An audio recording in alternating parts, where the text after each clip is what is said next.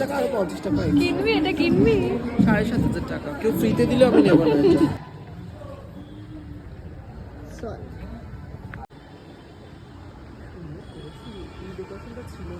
সোপা চা খাবি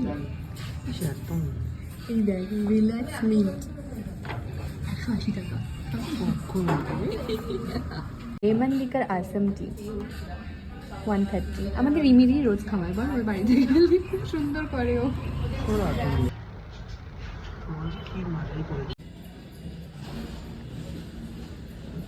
খুব নাইস একদম